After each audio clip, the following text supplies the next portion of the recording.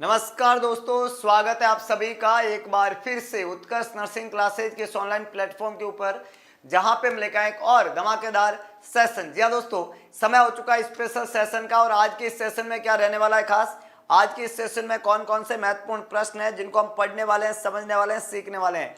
Good evening to all, सभी लोगों का दिल खोल के स्वागत इस शानदार प्लेटफॉर्म के ऊपर। सेशन का हर क्वेश्चन प्यारे दोस्तों रहने वाला इंपॉर्टेंट। सेशन के हर क्वेश्चन में हम बात करने वाले हैं स्पेसिफिक चीजों की, हम बात करने वाले हैं स्पेसिफिक क्वेश्चंस की, हम बात करने वाले हैं बहुत ही महत्वपूर्ण बातें। तो चलिए शुरुआत करते हैं। आई होप आप सभी लोग तैयार होंगे इस शानदार सेशन के लिए। पूरा उत्साह दिखाइएगा, पूरा जोश, जुनून और पागलपन आपके अंदर दिखना चाहिए इस पूरे सेशन के दौरान। विश्वास करिएगा, हम एक बहुत ही बेहतरीन सेशन पढ़ने वाले हैं। तो चलिए पहला प्रश्न आज की सेशन का, आपकी स्क्रीन पे सवाल को ढंग से पढ़ें, ऑप्शन को ढंग से पढ़ें, अपना आंसर, बेस्ट आंसर देने का प्रयत्न करें।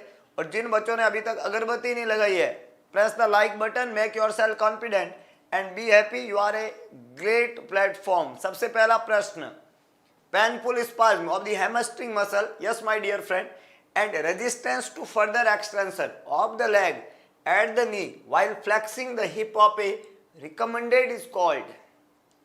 जवाब दीजिएगा सभी देव। तो सभी लोग जवाब दीजिएगा।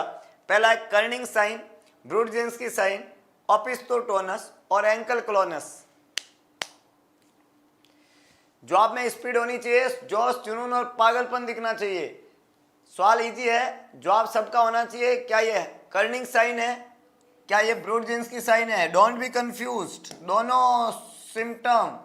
क्या ये ओपिस्थोटोनस है या एंकल क्लोनस है? हम सभी जानते हैं साइन तो मेनिंजाइटिस से संबंधित ही है, लेकिन ए आंसर मैक्सिमम लोग दे रहे हैं। मुझे लग रहा है कि काफी लोग कंफ्यूजन की कंडीशन में हैं। क्या करें, ए करें या बी करें? ए होगा या बी होगा? दिमाग में रखिएगा, ध्यान रखिएगा, सवाल को दोबारा पढ़िएगा, सवाल कह क्या रहा है ये देखिएगा। वैसे साइन का जिक्र जो किया हुआ है मेनिंजाइटिस का, इसमें कोई दो राय नहीं है। बीमारी ब्रेन की है, ब्रेन की इन्फेक्शियस डिजीज है। बीमारी का नाम मेनिंजाइटिस है, बीमारी का नाम जो है मेनिंजाइटिस है। और इस मेनिंजाइटिस बीमारी के अंदर, मेनिंजाइटिस बीमारी के अंदर इन्फेक्शन होता है, इन्फेक्शन होता है एंड इन्फ्लामेशन होता है। इन्फेक्शन होता है और क्या होता है? इन्फ्लामेशन होता है। मेनिंजेस, ठीक है, मेनिंजेस का इन्फेक्शन और इन्फ्लामेशन होता है मेनिंजाइटिस में। मेनिंजेस के अंदर दो मेनिंजेस बहुत ज़्यादा अफेक्ट होती है। वो है आपका pia mater and arachnoid matter.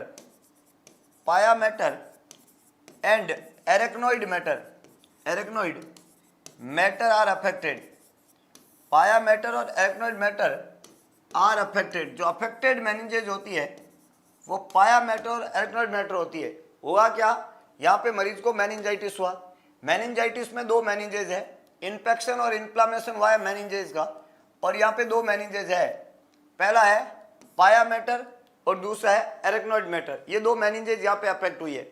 और पाया मैटर और एरेक्नोइड मैटर के अफेक्ट होने का जो रीजन है, उनके अंदर जो CSF पाया जाता है वो इन्फेक्टेड हो जाता है। और CSF का इन्फेक्शन जो होना, वो वहाँ पे इंपॉर्टेंट प्रॉब्लमेटिक जो है वो रहता है। CSF इन्फेक्टेड होता है तो वहाँ पे दिक्कत रहती है। अब जब पाया मैटर और एरेक्नोइड मैटर अफेक्ट होता है प्यारे दोस्तों, तो उस केस के अंदर मेनिंजल इरिटेशन की वजह से मेनिंजाइटिस के कुछ सिम्टम आते हैं। उन सिम्टम में कॉमन सिम्टम जैसे बच्चे को फीवर आता है, बच्चा लिथार्जी होता है, बच्चा थोड़ा रेस्टलेसनेस होता है, रेस्टलेसनेस होता है, बच्चा थोड़ा इरिटेबल रहता है, इरिटेबल।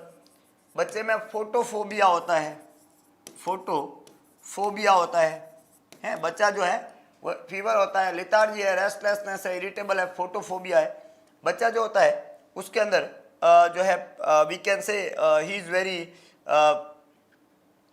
Irritable, very restlessness. और one more symptom that is my dear friend, vomiting, yes, and cry करता है। हेडेक होता है, हेडेक होता है, हाई पिच श्रिल क्राई करता है, इरिटेबल रहता है, हाई पिच क्राई करता है, हेडेक होता है। ये तमाम तरह के सिम्टम जो है वो बच्चे के अंदर मेनिंजाइटिस के केस में देखने को मिलता है। लेकिन ये कार्डिनल सिम्टम कोई भी नहीं है। तो जब मैं मेनिंजाइटिस के कार्डिनल सिम्टम की बात करूं, यहाँ पे 3 सिम्टम होते हैं। पहला होता है नक्कल रिजिडिटी, नक्कल रिजिडिटी।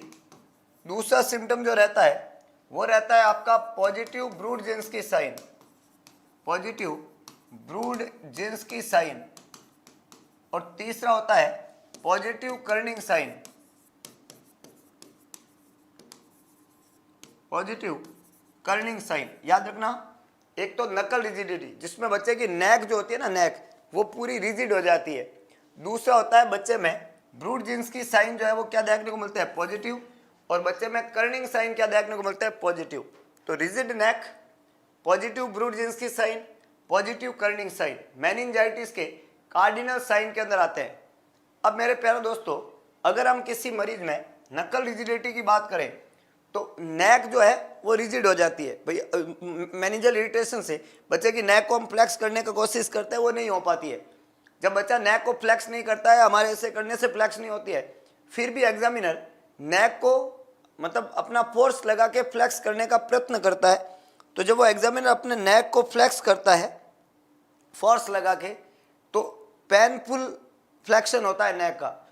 जब नेक का पेनफुल फ्लेक्शन होता है, नेक का फ्लेक्शन होता है और ये पेनफुल फ्लेक्शन होता है नेक का, तो जब नेक वो फ्लेक्स करता है तो उसको नेक में सीवियर पेन होता है। और जब मरीज को नेक में सीवियर पेन होता है फ्लेक्शन के दौरान, तो उस नेक पेन की वजह से वो अपने लेग को फ्लेक्स कर देता है।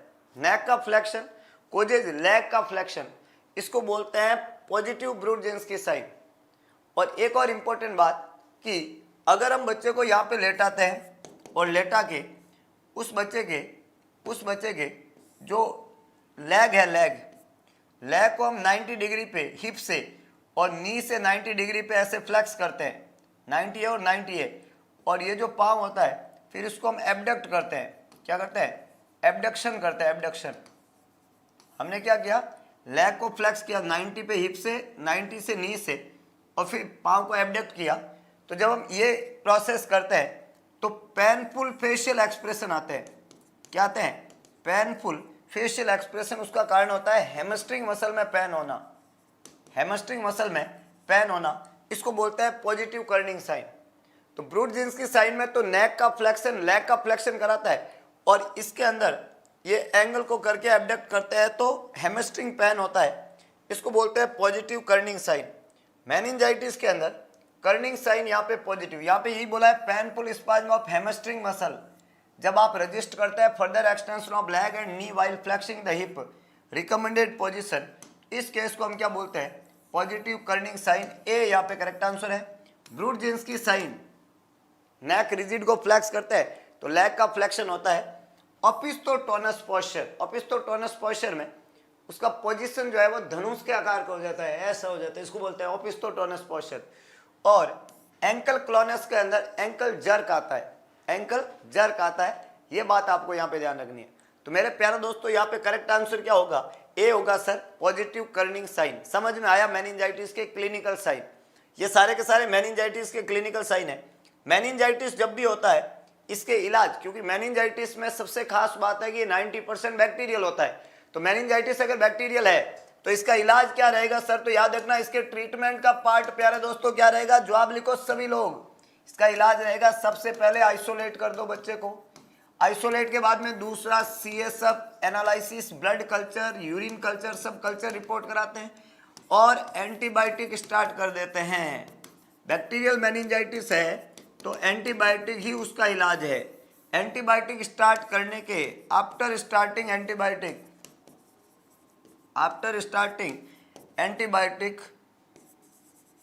स्टॉप या stop isolation, after starting antibiotic stop isolation 24 to 48 hours,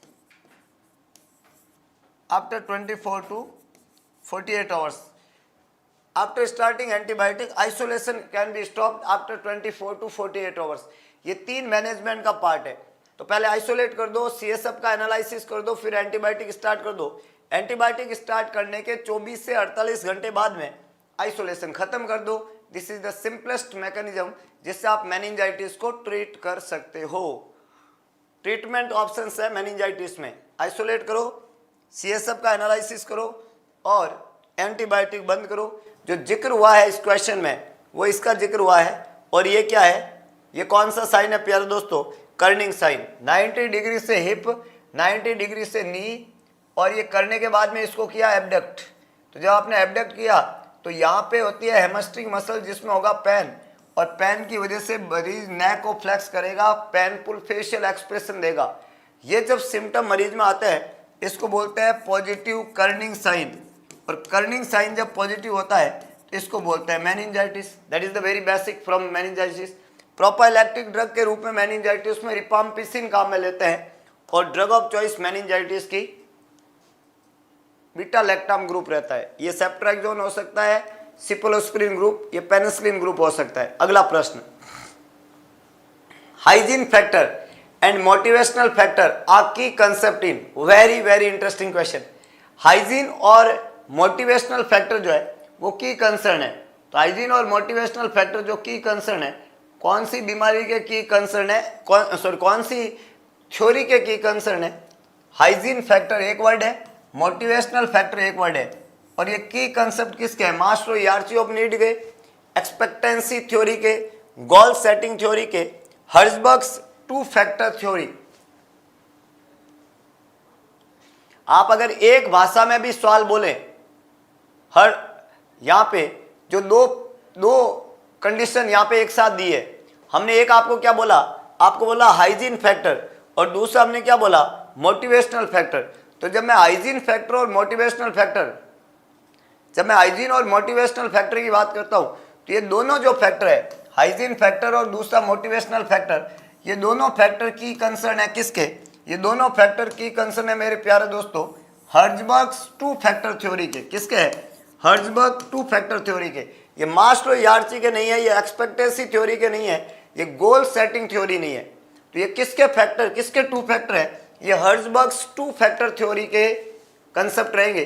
D यहाँ पे करेक्ट आंसर है, ए बी और सी तीनों गलत स्टेटमेंट है। तो hygiene factor and motivational factor are key concept of Herzberg's theory my dear friend. समझ गए बात को, क्योंकि क्वेश्चन में ही दोनों फैक्टर दिए हुए हैं, एक हाइजीन फैक्टर है, एक मोटिवेशनल फैक्टर है। तो दोनों फैक्टर क्वेश्चन में ही है, अपने क्वेश्चन में ही दोनों फैक्टर है। तो करेक्ट आंसर क्या हो गया, सिंपल। अगला प्रश्न, management of Wernicke's disease and beri involve administration of, बड़ा अच्छा सवाल है जो आप सभी को लिखना है। हाँ, टू फैक्टर थ्योरी, दोनों फैक्टर साथ में दिए हुए, मोटिवेशनल और हाइजीनिक फैक्टर। बहुत बढ़िया, रीना कछवा, रीना यादव, स्वाति, रंजना, वंदना, विभा, रवि, चेता, क्या बात है, सभी लोगों ने बिल्कुल। सर आप ऑफलाइन पढ़ाते हो क्या, हम ऑफलाइन ऑनलाइन सब जगह पढ़ाते हैं, ऐपलाइन, ऑफलाइन, ऑनलाइन, ट्रू लाइन सब जगह पढ़ाते हैं हम। कभी कभी इंस्टाग्राम पे भी पढ़ा देते हैं, घबराने की जरूरत नहीं है। 4 लाइन भी पढ़ाते हैं, और आजकल को तो 5G आया है, हम वो भी पढ़ा देंगे। तुम घबराने की बिल्कुल जरूरत नहीं है कि नहीं है। हम पैदा ही पढ़ाने के लिए हुए हैं, है कि नहीं है। जन्मजात मतलब एक होता है ना, वो प्योर गरीब है, हम प्योर टीचर है होता ना। आपने सुना होगा एक डायलॉग बहुत फेमस है कि हम वो ऐसे वैसे गरीब नहीं, हम प्योर गरीब है। वैसे हम ऐसे वैसे टीचर नहीं, हम प्योर टीचर है, तो प्योर तरीके से ही पढ़ाते हैं। अगला क्वेश्चन, तो सवाल ने यहाँ पे बोला है management of Wernicke's disease and berry.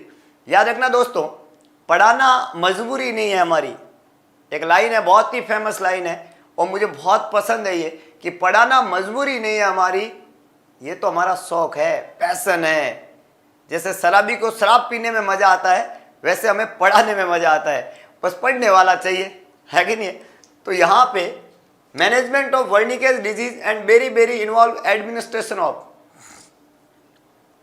बताओ जल्दी बताओ, जल्दी बताओ।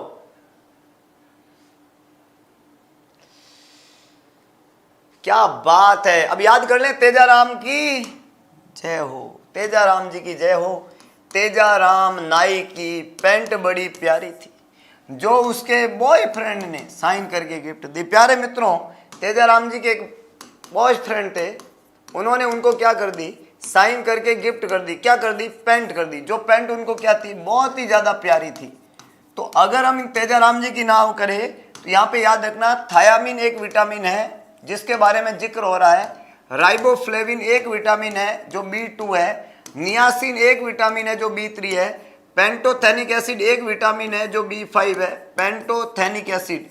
नाम सभी को याद रखना, सवाल यहीं से बनेगा।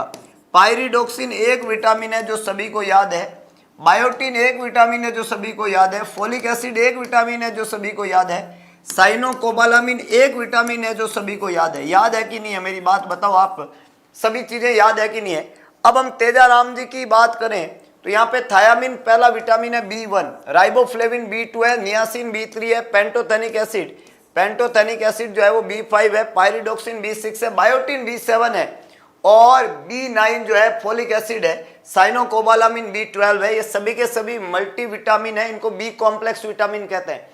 पर्टिकुलर विटामिन की डेफिशिएंसी से पर्टिकुलर डिजीज होती है। हमने आपको पूछा यहाँ पे, वो सारी बीमारी थायामीन की कमी से ही होती है। थायामीन जो होता है, थायामीन ये B1 है और एक्सेसिव मेज थायामीन जो है वो एक्सेसिव अल्कोहल के इंटेक वाले मरीजों में बहुत कॉमन इसकी डेफिशिएंसी होने की रिस्क रहती है। बच्चों के अंदर यहाँ पे ज्यादातर बेरी बेरी वाली समस्या रहती है। ये बेरी बेरी जो होती है, तेरी मेरी नहीं है, बेरी बेरी है, ये ड्राई भी हो सकती है और ये वेट भी हो सकती है।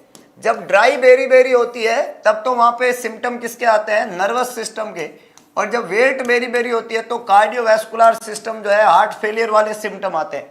इसके अलावा मेमोरी का अल्टरेशन जो होता है, जो क्रॉनिक अल्कोहल मरीज होते हैं, अल्कोहल के इंटेक की वजह से थायामीन डेफिशिएंसी होती है और उसकी वजह से मरीज को वर्निकेज एनकेफेलोपैथी और कोरास्कोप सिंड्रोम हो जाता है। वर्निकेज एंड कोरास्कोप ये जो दो बीमारी होती है, ये थायामीन की डेफिशिएंसी से होने वाली बीमारी है। क्रॉनिक अल्कोहल वाले मरीजों में इस बीमारी के होने की संभावनाएं ज्यादा कॉमन है। अगला जो इंपॉर्टेंट पॉइंट है प्यारे दोस्तों, जब मैंने वर्निकेज की बात कर ली, जब मैंने बेरी बेरी की बात कर ली और जब मैं बीमारियों का जिक्र यहाँ पे करता हूँ विटामिन का, तो ये थायामीन हो गया। यहाँ तो करेक्ट हो गया सर। विटामिन ए की कमी से, देखो आयोडीन की कमी से कोई बीमारी होती है क्या सर? आयोडीन की कमी से होती है प्यारे दोस्तों गोइटर। क्या होती है? गोइटर। सर विटामिन ए की कमी से कोई बीमारी होती है क्या? विटामिन ए की डेफिशिएंसी से होती है eye and skin disease. Eye and skin का बीमारी जो है, स्किन का डिजीज जो है वो विटामिन ए की डेफिशिएंसी से होता है। सर विटामिन सी की डेफिशिएंसी से होता है क्या? Gum bleeding. Yes my dear friend, gum bleeding जो होती है वो विटामिन सी की कमी से होती है। ध्यान रखना, विटामिन ए से आई और स्किन डिजीज होती है, विटामिन आयोडीन की कमी से गोइटर होता है, थायामीन की डेफिशिएंसी से बेरी बेरी होता है। This is the basic concept my dear friend and these all are the vitamin. Riboflavin, niacin हो गया, पेंटोथेनिक, पायरिडोक्सिन हो गया। पायरिडोक्सिन की कमी से पेरिफेरल न्यूरोपैथी होती है, पेरिफेरल न्यूरोपैथी होती है, न्यूरोपैथी, ये आपको यहाँ पे ध्यान रखना है। और फोलिक एसिड की डेफिशिएंसी से मेगलोब्लास्टिक एनीमिया होता है, मेगलोब्लास्टिक एनीमिया होता है, तो ये फोलिक एसिड की कमी से होता है। साइनोकोबालामिन से पर्नीशियस एनीमिया होता है, पर्नीशियस एनीमिया वहां पे देखने को मिलता है। इस बात का भी आपको ध्यान रखना है। This is about the vitamin. अगला प्रश्न, which of the following scale of measure has an absolute zero? क्या बात है, सभी लोगों को जवाब लिखना है अपना अपना। पेरिफेरल न्यूरोपैथी विटामिन B6 की कमी से होती है और एक ड्रग है, आपको पता हो तो आइसोनियाजाइड। आइसोनियाजाइड पेरिफेरल न्यूरोपैथी कराती है, जो एंटी ट्यूबरकुलर ड्रग है। मेगलोब्लास्टिक एनीमिया B7 और साइनोकोबालामिन B12 की डेफिशिएंसी से होता है। पर्नीशियस एनीमिया के नाम से जानते हैं, B12 cyanocobalamin deficiency. Red beefy tongue होता है। Which of the following scale of measurement has an absolute zero? कौन सी मेजरमेंट स्केल के अंदर एब्सोल्यूट जीरो होता है? नॉमिनल, ऑर्डिनल, इंटरवल और रेशियो। 4 स्केल हमने यहाँ पे दी। ऐसी कौन सी स्केल है जिसके अंदर, स्केल के अंदर जो मेजरमेंट होता है प्यारे दोस्तों, वो मेजरमेंट एब्सोल्यूट जीरो मेजर करती है। स्केल मेजरमेंट में एब्सोल्यूट जीरो देती है, वो कौन सी स्केल है? सभी को जवाब देना है। ए आंसर दे रहे हैं रसगुल्ले, जो कि गड़बड़ है। नॉमिनल स्केल का एब्सोल्यूट कंपोनेंट जीरो नहीं होता है। तो जिन लोगों ने ए आंसर लिखा है वो सिर्फ कट कॉपी पेस्ट है, कोई भी पूर्ण विश्वास के साथ में जवाब नहीं दे रहा है। मामला काफी गंभीर है। कट कॉपी पेस्ट हमेशा जिंदगी में गंभीरता पैदा करता है। Nominal is not the correct one. अगला आंसर लिखिएगा, देखते हैं नया आंसर कौन लिखता है और कौन किसको फॉलो करता है। नो आइडिया लिखा है कुछ रसगुल्ले ने, I don't know, very good है। ऑर्डिनल, अब दूसरे नंबर पे रसगुल्ले चल रहे हैं, चलो ऑर्डिनल पे जाते हैं, नहीं तो और कहां जाए, ऑर्डिनल भी आंसर नहीं रहेगा। मैंने कहा ना, ए खत्म करो तो बी पे चलो, बी खत्म करो तो सी पे चलते हैं। कितने सी पे जाना चाहेंगे, कितने डी पे जाना चाहेंगे, क्या लगता है अगला कौन सा कटेगा? दो तो कट गए तुम्हारे हैं, नॉमिनल और ऑर्डिनल तो कट गए हैं, कॉपी पेस्ट नहीं है। हाँ बहुत बढ़िया, तो ऑर्डिनल भी तुम्हारा कट गया। अब बताओ आपको क्या लगता है, 50-50 होने के बावजूद भी दिमाग जो है काफी गंभीरता के साथ में है और ये समझ में नहीं आ रहा है कि सी पे चले या डी पे चले। हो सकता है कि सी कटे, हो सकता है डी कटे। और प्यारे दोस्तों, जिन बच्चों ने डी आंसर लिखा है उनका आंसर सही है, सी गलत है। Ratio scale is a scale that measured N absolute zero. D यहां पे करेक्ट आंसर है, डायरेक्ट क्वेश्चन है। अगला प्रश्न, क्या बात है, बहुत बढ़िया। अगला प्रश्न आपके स्क्रीन पे सवाल क्या कह रहा है, the anterior fontanelle in children closes at fontanelle, sutures and fontanelle, fetal skull. याद देखो बहुत महत्वपूर्ण टॉपिक है। फीटल स्कल में आप सभी को पता हो, फीटल स्कल में आप सभी को पता हो तो यहां पे आप देखो, इस फीटल स्कल में आप देखो कि यहां पे क्या होता है। एक तो ये भाई साहब यहां पे देखो ये, और एक ये है, दो होते हैं देखो, दो दो दो फॉन्टेनल होते हैं, बलक बलक कर रहे हैं ना, ये दो है, जन्म के समय होता है। वैसे 6 होते हैं टोटल, जिसमें एक तो आपका ये है, एक ये है छोटू, एक ये है छोटू, एक ये है, एक ये है, एक ये है, तो टोटल ऐसे 6 होते हैं फॉन्टेनल। जो यहाँ पे चमक रहे हैं ये 6 है। सूचर्स, सूचर्स यहाँ पे होते हैं देखो, 1 2 3 4 5 6, तो सूचर भी 6 होते हैं। देखो ये 6 जो है, हाँ लाइटों की तरह ये जो चमक रहे हैं, ये 6 के 6 सूचर्स है ना, ये 6 के 6 सूचर्स है जो यहाँ पे आपको दिख रहे हैं, ये 6 के 6 सूचर्स है। तो 6 सूचर जो से 2 फॉन्टेनल होते हैं, और ये जो फॉन्टेनल होते हैं, इन फॉन्टेनल के एंटीरियर एक नाम देते हैं, पोस्टीरियर एक नाम देते हैं। मैं दोनों में डिफरेंस आपको बता रहा हूं। एंटीरियर फॉन्टेनल जो होता है, एक फॉन्टेनल को हम क्या नाम देते हैं, एंटीरियर। एक फॉन्टेनल को क्या नाम देते हैं, एंटीरियर फॉन्टेनल नाम देते हैं। दूसरे को क्या नाम देते हैं, पोस्टीरियर फॉन्टेनल नाम देते हैं। एंटीरियर फॉन्टेनल जो होता है ये परसिस्ट करता है। सबसे पहले तो ये जो है ये ब्रेगमा कहलाता है, ब्रेगमा, जबकि पोस्टीरियर फॉन्टेनल को लैम्डा बोलते हैं, लैम्डा। एंटीरियर फॉन्टेनल को ब्रेगमा कहते हैं, पोस्टीरियर फॉन्टेनल को लैम्डा कहते हैं। ये आगे की तरफ होता है, डायमंड शेप का होता है, डायमंड। ये पीछे की तरफ होता है, ट्राइंगुलर शेप का होता है, ट्राइंगुलर। तो एक डायमंड शेप का, एक ट्राइंगुलर शेप का है। इसमें 3 सूचर होते हैं, 3 सूचर, और इसमें 2 सूचर होते हैं, 2 सूचर। इसमें 4 सूचर लाइन होती है, 4 सूचर लाइन होती है। इसमें 3 सूचर लाइन होती है। एंटीरियर फॉन्टेनल और पोस्टीरियर 2 फॉन्टेनल है। एंटीरियर फॉन्टेनल जो होता है, एक पोस्टीरियर फॉन्टेनल होता है। एंटीरियर फॉन्टेनल को ब्रेगमा कहते हैं, पोस्टीरियर फॉन्टेनल को लैम्डा कहते हैं। एंटीरियर फॉन्टेनल जो होता है इसको हम डायमंड शेप का बोलते हैं, पोस्टीरियर फॉन्टेनल को ट्राइंगुलर शेप का बोलते हैं। एंटीरियर फॉन्टेनल में 3 सूचर्स होते हैं, 2 सूचर उधर होते हैं, 4 सूचर लाइन होती है, 3 सूचर लाइन होती है। ये जो क्लोज होता है एंटीरियर फॉन्टेनल, इसके जो क्लोजिंग का समय होता है वो होता है, प्यारे दोस्तों याद रखना, एंटीरियर फॉन्टेनल के बंद होने का जो टाइम पीरियड होता है, ये जो आगे का फॉन्टेनल होता है ये बंद कब होता है, व्हेन इट इज क्लोजेस। तो इसके क्लोज होने का जो टाइम पीरियड होता है वो प्यारे दोस्तों रहता है 1.5 साल, और ये पीछे वाला बंद होने का समय होता है 1.5 महीना। ये जल्दी रिजॉल्व होता है क्योंकि छोटा होता है, ये बड़ा होता है साइज में, इसलिए रिजॉल्व होने में वक्त लेगा है। ये 1.5 साल में होता है, 1.5 महीने में होता है। आपको यहाँ पे पूछा कि जो एंटीरियर फॉन्टेनल है वो कब बंद होगा, तो 1.5 year, 1.5 month, 2 week and 1 month. तो ये बहुत ईजी हो गया। हमने बोला 1.5 साल, तो 1.5 साल हो गया 1.5 ईयर ऑफ एज। ये 1.5 साल है, ये डायमंड शेप का है और ये गायब होने में 1.5 साल लगेगा। ये पीछे वाला ट्राइंगुलर शेप का है, ये 1.5 महीने में गायब हो जाएगा और इनको हम फॉन्टनल कहते हैं। अच्छा, ये फॉन्टनल में सूचर होता है, देखो एक सूचर ये है, दूसरा ये है, तीसरा ये है, चौथा ये है, पांचवा ये है, छठवा ये है। इनको हम क्या बोलते हैं? सूचर 5 होते हैं, L, S, C, S और F, 5 सूचर है। एक सूचर 2 3 4, 1 2 3 4 5 और 6, ठीक है, मतलब ये दोनों एक ही माने जाते हैं, तो टोटल 6 हो गए। तो एक तो हो गया आपका लैम्डोइडल। लैम्डोइडल, लैम्डोइडल कौन है? ये पीछे वाला, ये वाला लैम्डोइडल है। एक होता है आपका स्क्वैमस। स्क्वैमस किसको बोलते हैं? ये दोनों को स्क्वैमस कहते हैं। एक हो गया आपका कोरोनल, ये है कोरोनल, ये वाला, ये आगे वाला, ये वाला है कोरोनल, कोरोनल।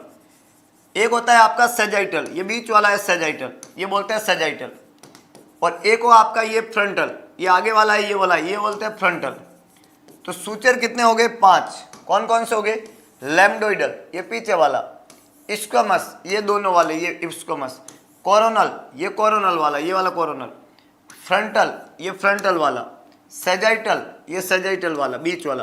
तो 1 2 3 4 और 5। और सूचर फॉन्टनल कितना है? फॉन्टनल 1 है, फॉन्टनल 2 है, फॉन्टनल 3 है, फॉन्टनल 4 है, फॉन्टनल 5 है, फॉन्टनल 6 है। तो फॉन्टनल 6 होता है। इन 4 की इंपॉर्टेंस ही नहीं है, ये इतने बड़े होते भी नहीं है, पता भी नहीं चलते, ये 2 पता चलते हैं। ये हमने बोला 1.5 महीने पे गायब होगा, ये हमने बोला आगे वाला 1.5 साल पे गायब होगा। ऐसे आपको इनको याद रखना है और ये तमाम बातें एग्जाम के पॉइंट ऑफ व्यू इंपॉर्टेंट है। एक सूचर इंपॉर्टेंट होता है, एक फॉन्टनल इंपॉर्टेंट होता है। सूचर के नंबर इंपॉर्टेंट है, फॉन्टनल के नंबर इंपॉर्टेंट है, रिजॉल्व होने का वक्त इंपॉर्टेंट है। समझ में आई प्यारे दोस्तों? कोई डाउट है तो पूछते रहिएगा, अगले प्रश्न की तरफ आगे बढ़िएगा मेरे साथ में। Which of the following hepatitis virus spread by feco oral route? Maximum time पूछा हुआ सवाल है, मैक्सिमम टाइम पूछा हुआ सवाल है। क्लिनिकल इंपॉर्टेंस 2 की ही होती है, बिल्कुल सही बात है। Frontal, coronal, sagittal, squamous suture के नाम होते हैं। क्या बात है! अगला सवाल आपकी स्क्रीन पे लग चुका है और जवाब सभी को लिखना है। और एक बहुत ही कॉमन सी लाइन है, किसी ने कहा कि कामयाब बनो, कामयाबी अपने आप तुम्हारे पीछे आएगी। तो तुम्हें बहुत अच्छा पढ़ना है, एग्जाम की चिंता नहीं करना है, फॉरम का चिंता नहीं करना है, डेट का चिंता नहीं करना है, एग्जाम कब होगा इसका चिंता नहीं करना है। तुम्हें बेस्ट पढ़ना है और अपने तरीके से जवाब लिखने का प्रयत्न करना है। फीको ओरल रूट से जब भी मैं हिपेटाइटिस की बात करता हूं तो ये हिपेटाइटिस ए है, जो एकमात्र हिपेटाइटिस है जिसके होने का रूट होता है फीको ओरल रूट। ये जो है कंटामिनेटेड फूड एंड वाटर से होता है, contaminated food and water borne है। कंटामिनेटेड फूड और वाटर बोर्न हिपेटाइटिस के नाम से जाना जाता है। हिपेटाइटिस ए इसको बोलते हैं। प्यारे दोस्तों, हिपेटाइटिस बी जो होता है, हिपेटाइटिस बी, ये देखो, ये हिपेटाइटिस ए जो होता है ये आरएनए वायरस है। कैसा वायरस है? आरएनए। हिपेटाइटिस डी और हिपेटाइटिस सी भी कैसा है? आरएनए वायरस है। अच्छा, ए के साथ में इसका एक दोस्त और होता है ई, ए, इसके साथ में ई है। बी के साथ में इसका एक दोस्त है डी, तो बी डी, ये साथ में रहते हैं। इनका स्प्रेडिंग होता है infected blood and body fluid. इससे हेपेटाइटिस बी और हेपेटाइटिस डी का स्प्रेडिंग होता है। हेपेटाइटिस सी जो होता है ये पोस्ट ट्रांसफ्यूजन हेपेटाइटिस है। पोस्ट ट्रांसफ्यूजन हेपेटाइटिस जो होता है वो हेपेटाइटिस सी होता है। पोस्ट ट्रांसफ्यूजन हेपेटाइटिस होता है हेपेटाइटिस सी। तो ए के साथ में कौन होता है? ई, ध्यान रखना। तो ए और ई 2 ऐसे हेपेटाइटिस है जो इन्फेक्शियस है, जो ओरोफिकल रूट से होता है। बी के साथ में हमेशा डी होता है और सी अकेला है जो पोस्ट ट्रांसफ्यूजन हेपेटाइटिस कहलाता है। ये सभी बातें आपको याद रखना है। और ए ई याद आ जाए, ए ई ऐसे याद रखना है, तुम्हें जिंदगी में कभी नहीं भूलोगे। अब ए डी, ए बी, ए सी, मजा नहीं आता, ए ई, ठीक है, याद रह जाएगा। दैट इज हेपेटाइटिस ए के साथ में ही है। बाकी सभी वैसे भी ब्लड और बॉडी फ्लूइड से फैलने वाले होते हैं। और प्रेगनेंसी में सबसे ज़्यादा खतरनाक और होने वाला हेपेटाइटिस खतरनाक ई माना जाता है, प्रेगनेंसी में ई, ये आपको ध्यान रखना है। सीरम हेपेटाइटिस बी को बोलते हैं, तो जानलेवा हेपेटाइटिस बी है ना। अगला, the coverage of A population by primary health centre, plain area, sub centre, primary health centre, secondary CSC, community health centre, तीन आपको बताना है यहां पे। एक तो सब सेंटर,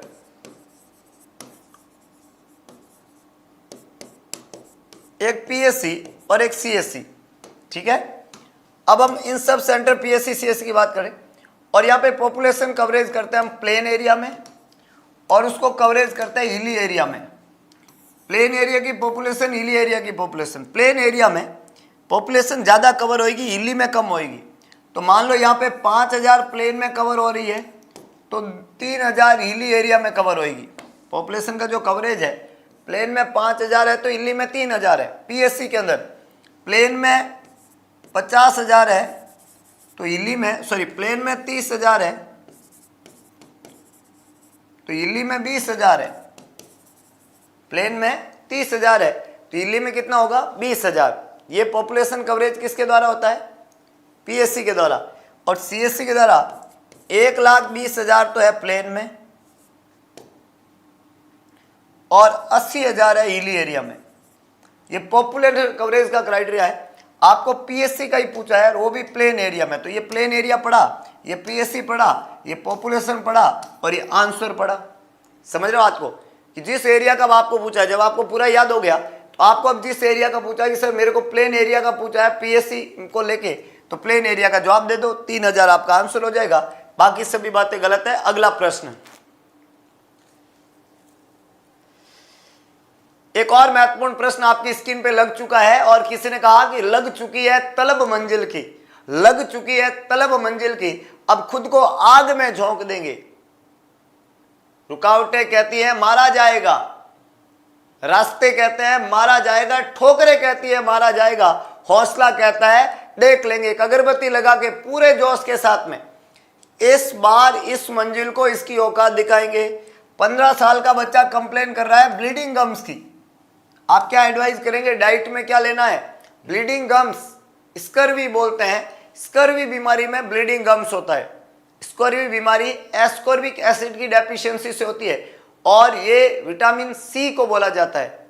याद रखना, ब्लीडिंग गम्स जो है वो इंडिकेट करते हैं बीमारी जो है ब्लीडिंग गम्स वाली, वो स्कर्वी है, स्कर्वी। और स्कर्वी बीमारी जो है एस्कॉर्बिक एसिड का डेफिशिएंसी है, एस्कॉर्बिक एसिड का डेफिशिएंसी है। और एस्कॉर्बिक एसिड जो है वो विटामिन सी को बोलते हैं, विटामिन सी को बोलते हैं एस्कॉर्बिक एसिड, और इससे मरीज में ब्लीडिंग गम्स होता है। तो ए यहाँ पे करेक्ट आंसर है। Vitamin B, vitamin A, vitamin D नहीं है। विटामिन डी का कमी हो तो कैल्शियम का कमी होगा, और कैल्शियम की डेफिशिएंसी हो ऑस्टियोपिनिया होता है, ऑस्टियोपोरोसिस होता है, ऑस्टियोपिनिया होता है, और ऑस्टियोपोरोसिस होता है। विटामिन ए की कमी हो, विटामिन ए का डेफिशिएंसी से आई एंड स्किन की बीमारी होती है, eye and skin disease vitamin A की कमी से होती है। और बी कॉम्प्लेक्स तो हम बता ही चुके हैं। विटामिन सी का हमने यहां पे बता दिया, सिंपल सा कंसेप्ट है। अगला प्रश्न आपकी स्क्रीन पे,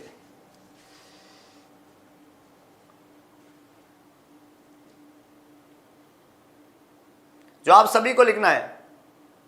क्या बात है, ऑस्टियोपोरोसिस और ऑस्टियोपिनिया, रिकेट्स, ये सभी विटामिन डी डेफिशिएंसी होते हैं। रिकेट, इन सब में विटामिन डी से कैल्शियम कम हो जाएगा, और कैल्शियम कम हो जाएगा तो स्किन और आई की दोनों बीमारी होती है। विटामिन ए बहुत इंपॉर्टेंट है। अच्छा, एक क्रॉस क्वेश्चन मैं पूछता हूं, ऐसा कौन सा विटामिन है जो प्रेगनेंसी में कॉन्ट्रा इंडिकेटेड है, और जिसका टेरेट्रोजेनिक इफेक्ट होता है, और जिसकी बॉडी में मात्रा भी ज्यादा होने की रिस्क रहती है, मतलब विटामिन होते हुए भी वो टॉक्सिसिटी करता है बॉडी में। ऐसा कौन सा विटामिन है?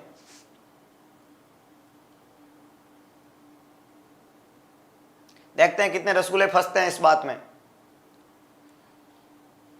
जो आप सभी को लिखना है। ऐसा कौन सा विटामिन है, बताओ बताओ लालो, सभी लोग बताओ। Vitamin A my dear friend, vitamin A is contraindicated in pregnancy. Vitamin A जो है उसकी हाइपर विटामिनोसिस होने की रिस्क रहती है।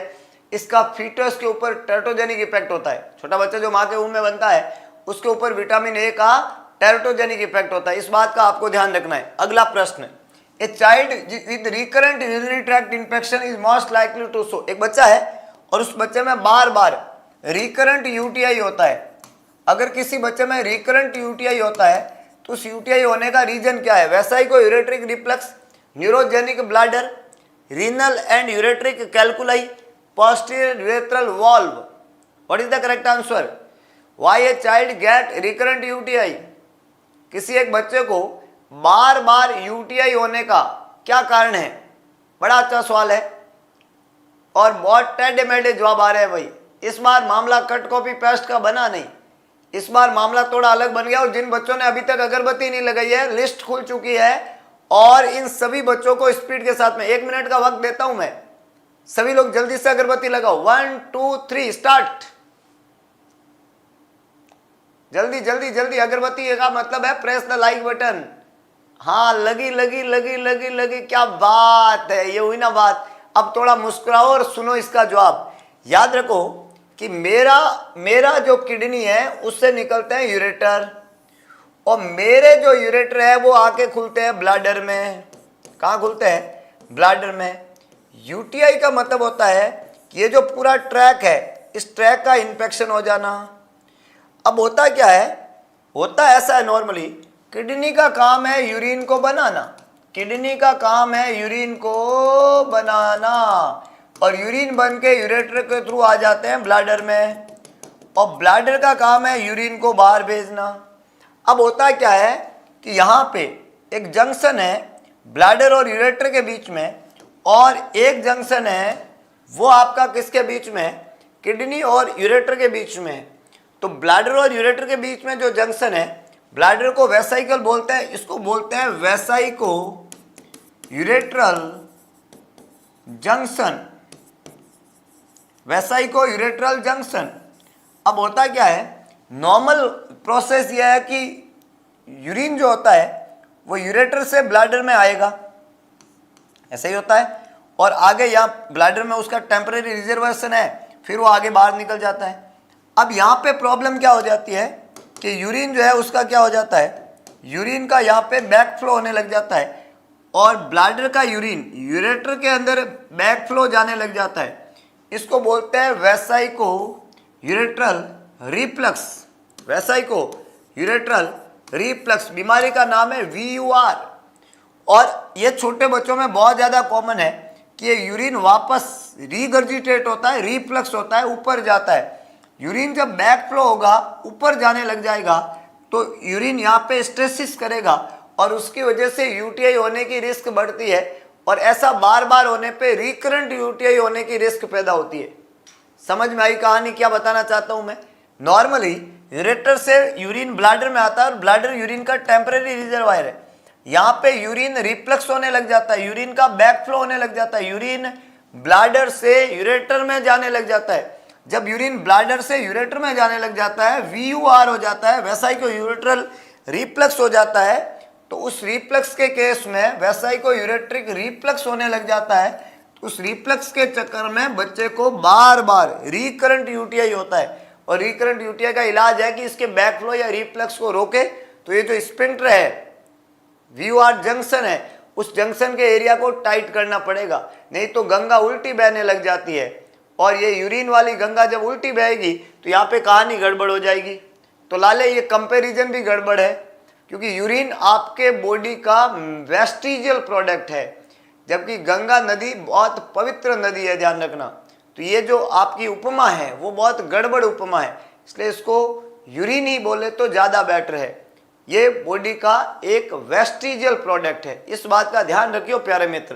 तो यहाँ पे एक करेक्ट आंसर है neurogenic bladder, renal and ureteric calculi और पोस्टीरियर यूरेथ्रल वाल्व, ये तीनों ही गड़बड़ है। इस बात का समझ आया प्यारे दोस्तों? आसान है। आगे चलें, अगला प्रश्न।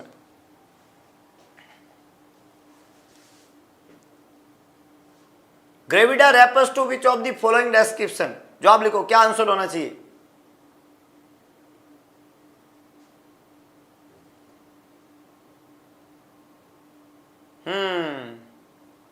बहुत बढ़िया। अब नहीं होना चाहिए गलत, सभी को जवाब लिखना है और सही जवाब लिखना है। एक अच्छा सवाल है कि ग्रेविडा, आपने देखा ना GTPAL, GTPAL, जी क्या है? ग्रेविडा, टी क्या है? टर्म, पी क्या है? प्रीटर्म, ए क्या है? अबॉर्शन, एल क्या है? Live birth, live birth. और एक होता है ग्रेविडा एंड पेरा, एक होता है ग्रेविडा एंड पेरा। आपने देखा होगा ग्रेविडा का मतलब होता है कि यूट्रस कितनी बार प्रेग्नेंट हुआ, number of times the female has been pregnant, ये ग्रेविडा है। फीमेल का यूट्रस, फीमेल कितनी बार प्रेग्नेंट हुई, ये टोटल ग्रेविडा कहलाता है। और कितनी प्रेगनेंसी टर्म एज तक पहुंची, 37 वीक और उसको क्रॉस किया, इसको हम बोलते हैं टर्म। और कितनी प्रेगनेंसी टर्म से पहले, 37 वीक से पहले टर्मिनेट हुई, वो प्री टर्म है। अबॉर्शन का मतलब होता है वायबिलिटी से पहले, बिफोर वायबिलिटी, वायबिलिटी से पहले कितनी प्रेगनेंसी गड़बड़ हो गई वहां पे। और लाइव बर्थ का मतलब है कितने बेबी लिविंग कंडीशन में बर्थ हुए, मतलब मदर से सेपरेट होने के बाद में किस में साइन ऑफ वायबिलिटी था, रेस्पिरेशन वगैरह सब था। ग्रेविडा और पैरा, दो, पैरिटी बोलते हैं वायबिलिटी को क्रॉस करने वाले टोटल नंबर ऑफ चिल्ड्रन, और ग्रेविडा है यूट्रस कितनी बार प्रेग्नेंट हुआ। यहां पे लिखा number of full time a female has deliver, इसको बोलते हैं term. Number of live birth, ये टोटल लाइव बर्थ। और number of pregnancy female has had, preterm pregnancy को बोलते हैं प्रीटर्म, पी, इसको बोलते हैं टर्म। ये है gravida. Gravida is the uterus, how many times it is pregnant, इसको ग्रेविडा बोलते हैं। एक पैरा हो गया, एक टर्म हो गया, एक प्रीटर्म होगा। वायबिलिटी की उम्र जो होती है वो 20 से 22 वीक माना जाता है, तो 22 वीक वायबिलिटी की वीक माना जाता है, 20 से 22। हालांकि आजकल कुछ खास कंसेप्ट के साथ में एमटीपी में 24 वीक तक टर्मिनेशन की इजाजत है, लेकिन उसमें कुछ कंडीशंस है ना, बहुत सारी गठित होगी समिति, फलान ठिकान, खूब सारी चीजें हैं, लेकिन वायबिलिटी का पीरियड चेंज नहीं होगा उससे। तो 20 से 22 वीक को वायबिलिटी का पीरियड बोलते हैं। हम पढ़ते हैं कि 22 वीक से पहले पहले हो तो अबॉर्शन कहलाता है, 22 वीक के बाद में हो तो आईयूडी कहलाता है, और 28 के बाद में हो तो स्टिल बर्थ के नाम से जानते हैं। ये तीन अलग अलग कहानी वहां पे रहती है। तो 20 से 22 वीक को वायबिलिटी कहते हैं। जो अबॉर्शन है, एमटीपी जो करते हैं, मेडिकल टर्मिनेशन, वो 24 वीक होता है। वो भी खास सिचुएशन है, बहुत सारी बातें हैं, बहुत अलग ही रूल है वो, जिसके ऊपर आपको अभी दिमाग नहीं लगाना है। अभी दिमाग इस पे लगाना है कि एलुसिनेशन कौन सा नहीं होता है, एक्सेप्ट का क्वेश्चन है। और तुम्हारे दिमाग में, कानों में घंटियां तो बज नहीं बज रही है, बताओ, है ना, एलुसिनेशन तो नहीं हो रहा है? नहीं हो रहा है सर, ओके, तो जवाब लिख दो। ऑडिटरी होता है, विजुअल होता है, ऑल्फैक्टरी होता है, लेकिन कैटाटोनिक, सिजोफ्रेनिया होता है, एलुसिनेशन नहीं होता है। कैटाटोनिक किसका एग्जाम्पल है? सिजोफ्रेनिया होता है सर, सिजोफ्रेनिया। कौन सा सिजोफ्रेनिया है ये? कैटाटोनिक सिजोफ्रेनिया होता है। तो कैटाटोनिक सिजोफ्रेनिया है, पर कैटाटोनिक एलुसिनेशन नाम कुछ नहीं होता है। ऑडिटरी, विजुअल और ऑल्फैक्टरी एलुसिनेशन तो होता है, पर कैटाटोनिक किसका एग्जाम्पल है? कैटाटोनिक सिजोफ्रेनिया तो है, पर कैटाटोनिक एलुसिनेशन नाम का कुछ नहीं होता है। कैटाटोनिक एलुसिनेशन नाम तो कुछ नहीं होता है। तो मेरा यहाँ पे करेक्ट आंसर डी बनेगा। ए, बी और सी तीनों ही गलत स्टेटमेंट है। 5 सेंसरी ऑर्गन है, उसमें ऑडिटरी, विजुअल, ऑल्फैक्टरी, टैक्टाइल, एक होता है टैक्टाइल, है ना, ऑडिटरी, विजुअल, ऑल्फैक्टरी, टैक्टाइल, ये एलुसिनेशन के टाइप है जो आपको यहाँ पे ध्यान रखना है। अगला प्रश्न, सभी को जवाब लिखना है, अपना अपना जवाब लिखना है।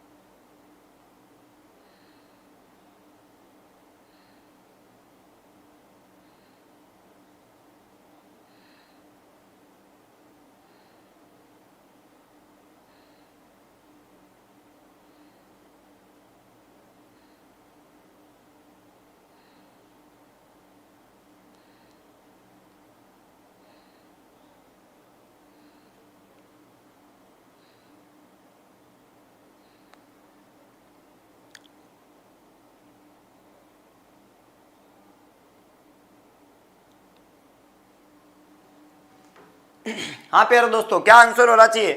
तो यहाँ पे सवाल ने बोला है the small group selected for a large group to participate in a study is known as. बहुत बड़ा ग्रुप पार्ट लेना स्टडी में, हमने उसमें से एक स्मॉल ग्रुप को सिलेक्ट किया ताकि वो पहले चेक कर ले फिर बड़े ग्रुप को, इसको बोलते हैं स्टडी पॉपुलेशन, सैंपल या एलिमेंट। चार बातें लिखी है। एक बहुत बड़े ग्रुप को सेलेक्ट करने के लिए हमने एक स्मॉल ग्रुप को सिलेक्ट किया, उसको किस नाम से जानते हैं? तो स्टडी और एलिमेंट तो आप में से किसी ने नहीं किया, पर बड़ी गलती क्या की कि सभी लोगों ने इसको सैंपल पॉपुलेशन बोला, जबकि एक्चुअली में इसको सैंपल ही कहते हैं। सैंपल की साइज, सैंपल।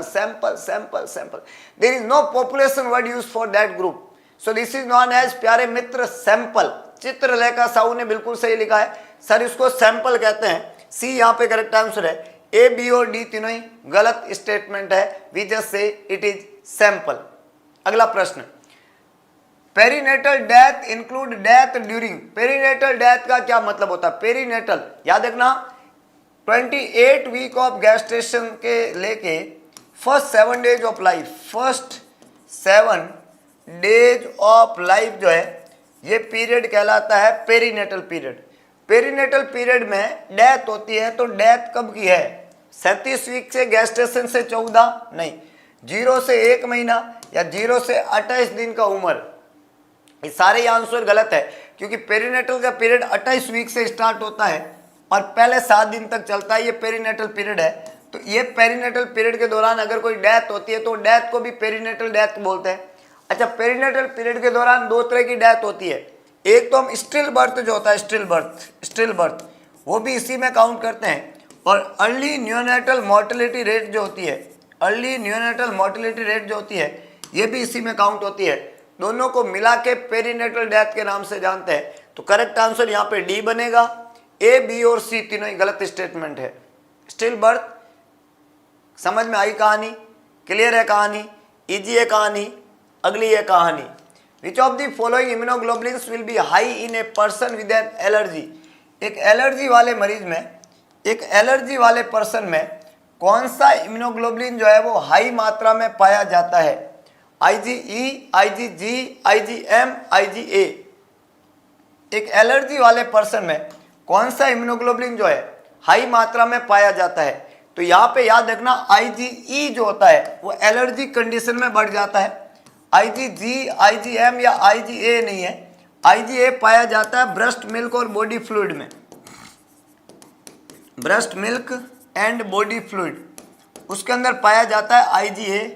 IgM जो होता है वो मैक्रो है साइज में और पेंटामेरिक है, पेंटामेरिक, ये IgM को बोलते हैं। और IgG जो होता है वो can cross placenta, can cross placenta, abundant in number में होता है। तो नंबर में एबंडेंट है, abundant in number, can cross placenta, abundant in number, इसको हम IgG के नाम से जानते हैं। समझ में आया प्यारे दोस्तों? बड़ा आसान है। तो मेरा यहाँ पे करेक्ट आंसर जो है वो क्या रहेगा? मैक्रो इम्यूनोग्लोबुलिन तो पेंटामेरिक है। एलर्जी कंडीशन IG, एक और टेस्ट होता है एलर्जी वाला, इसको बोलते हैं TEC। आपको पूछे कि ये क्या होता है, तो जवाब है total eosinophil count, eosinophil count. TEC को बोलते हैं total eosinophil count. Allergy condition के अंदर इओसिनोफिल्स के नंबर जो है बढ़े हुए देखने को मिलते हैं। व्हेनेवर क्लाइंट हैव एलर्जी, उसमें किसके नंबर बढ़ जाते हैं? इओसिनोफिल्स के नंबर बढ़ जाते हैं। इस काउंट को हम नाम देते हैं टोटल इओसिनोफिल काउंट। और एलर्जी कंडीशन में इओसिनोफिल्स के नंबर जो है प्यारे दोस्तों वो बढ़े हुए देखने को मिलते हैं। ये बात भी बहुत ही इंपॉर्टेंट है जो आपको यहाँ पे ध्यान रखनी है, और इसको बोलते हैं हम टोटल इओसिनोफिल काउंट, TEC के नाम से इसको जानते हैं। अगला सवाल कह रहा है the nurse administer heparin, heparin subcutaneously for a patient in cardiogenic shock, the drug is expected to exhibit which action?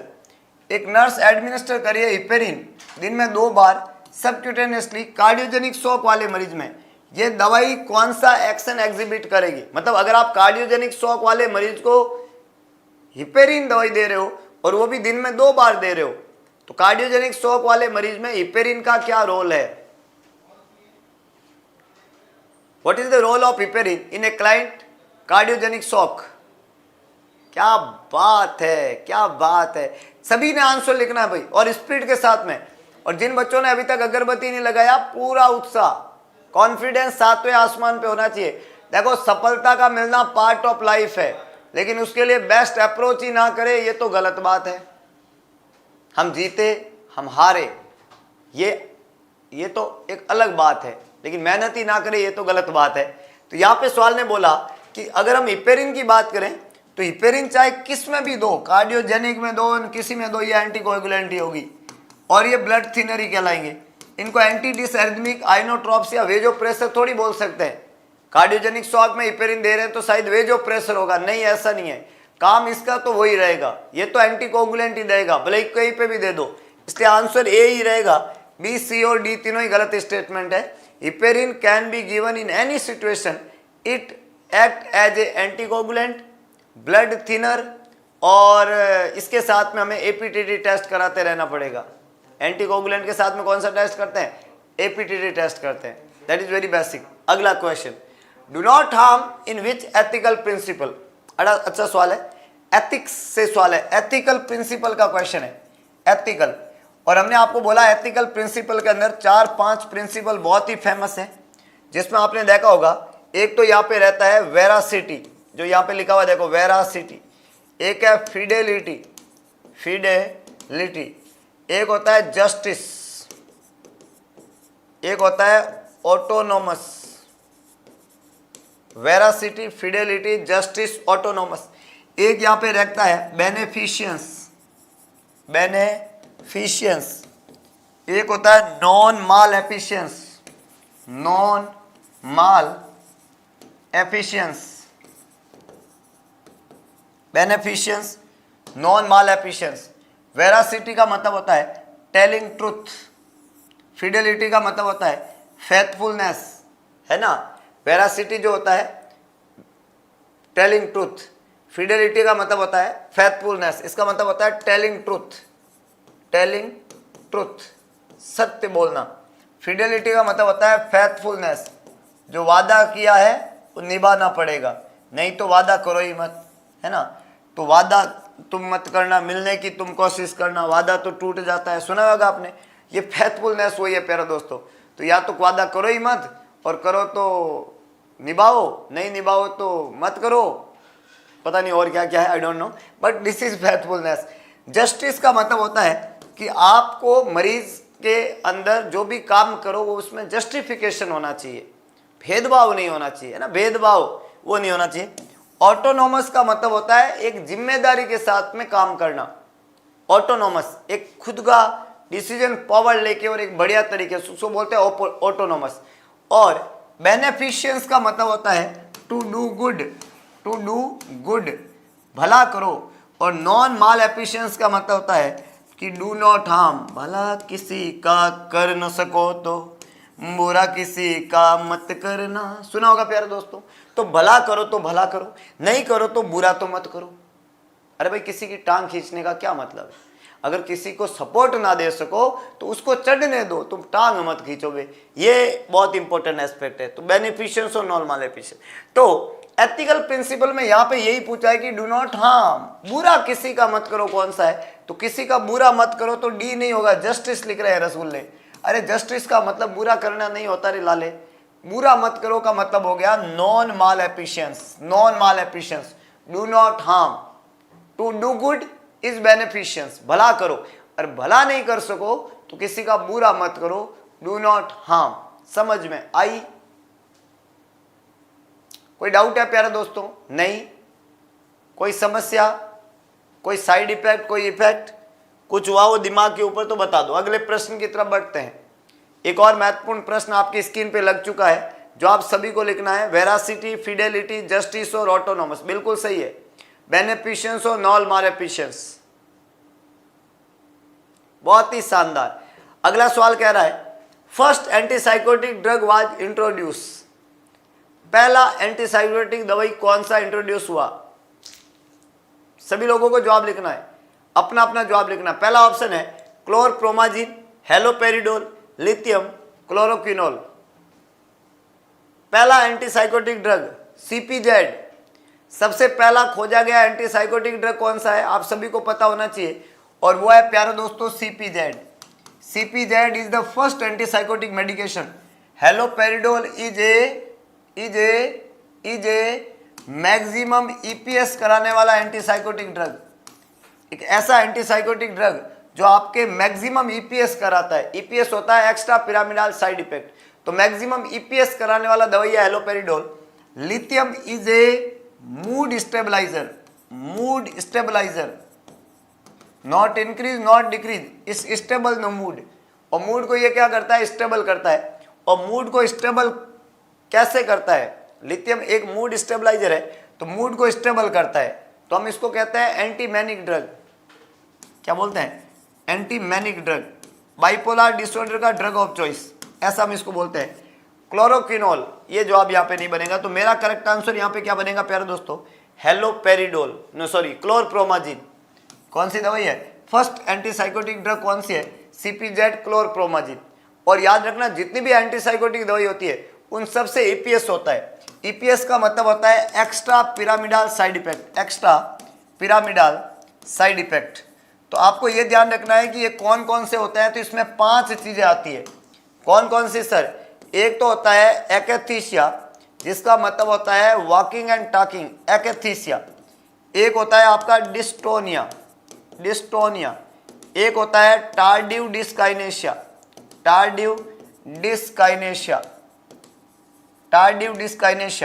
एक होता है आपका स्यूडो पार्किंसोनिज्म, और एक होता है प्यारे दोस्तों NMS, न्यूरोलेप्टिक मैलिग्नेंट सिंड्रोम। ये पांचों सिम्टम किसके हैं, एक्स्ट्रा पिरामिडल साइड इफेक्ट के है, EPS के है। EPS किससे होता है, हेलोपेरिडोल से। ये जो एंटीमैनिक ड्रग है लिथियम को हमने मूड स्टेबलाइजर बोला, सोडियम का कमी करवाता है और वाटर का कमी करवाता है। हमारे बॉडी में प्लाज्मा में सोडियम की कमी कराता है, वाटर की कमी कराता है, हाइपोनेट्रीमिया कराता है, हाइपोवोलीमिया डिहाइड्रेशन कराता है। तो हाइपोनेट्रीमिया हाइपोवोलीमिया डिहाइड्रेशन किसकी वजह से होता है, लिथियम की वजह से होता है। लिथियम का नॉर्मल सीरम लेवल जो होता है 0.6 टू 1.2 मिलीकुलेंट पर लीटर होता है। लिथियम की टॉक्सिसिटी की रिस्क बहुत ज़्यादा मरीज में रहती है। सोडियम को चेक करके लिथियम दिया जाता है। जिस मरीज को लिथियम चलता है उसको डायरेटिक देना पसंद नहीं करते हैं। जिस मरीज को लिथियम देते हैं उस मरीज को हम कहते हैं कि तुम्हें मैराथन में भाग नहीं लेना है, तुम्हें पानी ज़्यादा पीना है, क्योंकि यहाँ पे डिहाइड्रेशन कराएगी दवाई। तो फ्लूइड का इंटेक तुम्हें एक्सेस अमाउंट में करना है, ये सभी मरीज को बात वहाँ पे बताता है। इट कैन कोज हाइपोनेट्रीमिया, ये सबसे इंपॉर्टेंट बात है। ये सभी बातें आपको इन एंटीसाइकोटिक दवाइयों के साथ में याद रखनी है, एंटीमैनिक ड्रग के साथ में याद रखनी है, और साइकोट्रोपिक एजेंट को लेके याद रखनी है, क्योंकि एग्जाम में सभी साइकोट्रोपिक एजेंट को लेके ये सवाल पूछे हैं और बहुत अच्छे से पूछे हैं कि भाई कौन सी दवाई से किसकी कमी से कौन सी चीज होती है। अगला प्रश्न आपकी स्क्रीन पे सवाल कह रहा है कि इन ECG the P wave represent. ECG के अंदर आपने देखा होगा एक वेव होती है P वेव, एक वेव होता है Q वेव, एक R है, एक S है, एक T है, फिर एक P है, फिर एक Q है, फिर एक R है, S है, T है, एक P है, एक Q है, एक R है, एक S है, एक T है। इस तरीके से हर एक ECG के अंदर P वेव है, Q वेव है, R wave, S wave, T wave, P Q R S T ऐसे चलता है। इस ECG में जो P वेव होती है, यहाँ पे सवाल कह रहा है कि जो P वेव है वो P वेव किसको रिप्रेजेंट करती है कि ECG में, एट्रियल डीपोलराइजेशन को, वेंट्रिकुलर डीपोलराइजेशन को, वेंट्रिकुलर रीपोलराइजेशन को, एट्रियल रीपोलराइजेशन को। एक ECG में P वेव किसका रिप्रेजेंटेशन है, सभी लोग जवाब लिखिएगा। ECG में P वेव आप सभी ने देखी होगी, जिंदगी में जरूर देखी होगी। तो P वेव किसको रिप्रेजेंट करती है, आप एक सिंपल तरीके से समझो। ये एक कार्डियक साइकिल था और इस कार्डियक साइकिल में हमने आपको बताया कि ये जो एरिया है इसमें एट्रिया रीपोलराइज होता है, एट्रिया सिस्टोल करता है, यहाँ पे वेंट्रिकल सिस्टोल करता है, और इधर लास्ट वाले में वेंट्रिकल डायस्टोल करता है। ये जो लास्ट वाला है इसमें वेंट्रिकल डायस्टोल करता है ना। यहाँ पे देखिएगा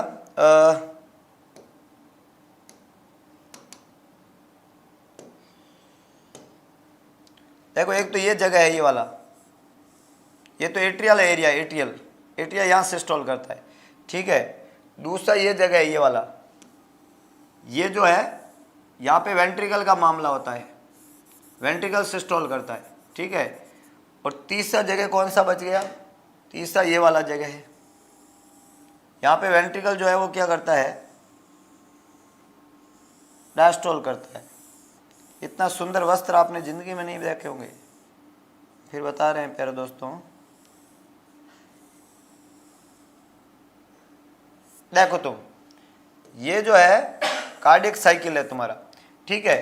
अब यहाँ पे तुम्हें समझने वाली बात है, ये जो जगह है यहाँ पे पी वेव बनती है, इसकी वजह से पी वेव यहाँ बनती है, पी वेव। एट्रिया जब सिस्टोल करता पी वेव, पी वेव के बाद में क्यू आर एस कॉम्प्लेक्स तुम्हारा इसमें बनेगा, और ये जो जगह है यहाँ पे टी वेव बनती है, टी वेव। जब वेंट्रिकल डायस्टोल करता है तब टी वेव बनती है। तो एक है पी वेव, एक है क्यू आर एस कॉम्प्लेक्स, एक है टी वेव। ये आपका पी वेव है, फिर क्यू आर एस कॉम्प्लेक्स बन रहा है, फिर टी वेव बन रहा है। समझ में आया प्यारे दोस्तों? हाँ। तो यहाँ पे आपको ध्यान रखना है, यहाँ पे आपको ध्यान रखना है, ये पी वेव है, ये this is P wave, this is Q R S complex, this is T wave. ये है पी वेव का एरिया, एट्रियल डीपोलराइजेशन। ये है आपका वेंट्रिकुलर डीपोलराइजेशन, और ये वेंट्रिकुलर रिपोलराइजेशन। तो atrial depolarisation, ventricular depolarisation, ventricular repolarisation. समझ में आया कहानी? बड़ा जबरदस्त है ना, कितना शानदार है कि ना? आपका सबका मन मोह लिया, इतना पिक्चर है, ये जबरदस्त है ना, हाथ से बना दिया हमने, है कि नहीं? चलो, तो यहाँ पे हाँ, तो अभी यहाँ पे ध्यान रखना है कि ये जो आपको पी वेव का पूछा है, तो इसको हम एट्रियल डीपोलराइजेशन कहते हैं। ए करेक्ट आंसर है।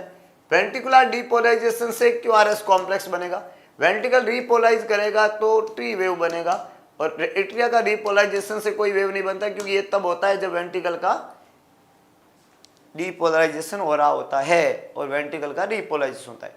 सो यहाँ पे सभी बातें आपको ध्यान रखनी है, बहुत जबरदस्त है कि नहीं है? अगले प्रश्न की तरफ बढ़ते हैं। A person do incomplete act seen in mania, depression, ADHD और ओसीडी। सभी लोगों को जवाब लिखना है, और सवाल में हमने पूछ लिया कि एक मरीज जो है वो अनकम्प्लीट एक्ट करता है मैनिया में, डिप्रेशन में, एडीएचडी या ओसीडी में। अटका दो भाई, अब क्लास अटका देते हैं हम। सभी लोगों ने उत्साहित मन के साथ में भाग लिया। जिन बच्चों ने अभी तक अगरबत्ती नहीं लगाई है, तुरंत अगरबत्ती लगाए, पूरे जोश, जुनून, उत्साह, पागलपन को दिखाए। आज के सेशन को यहीं पे विराम देंगे। कल सुबह फिर से मुलाकात होगी ठीक 8 बजे। कितने बजे? ठीक 8 बजे।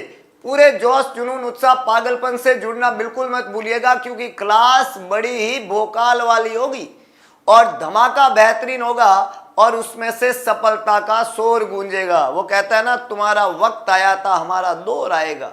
बस कुछ गमों की रात है, फिर शोर आएगा।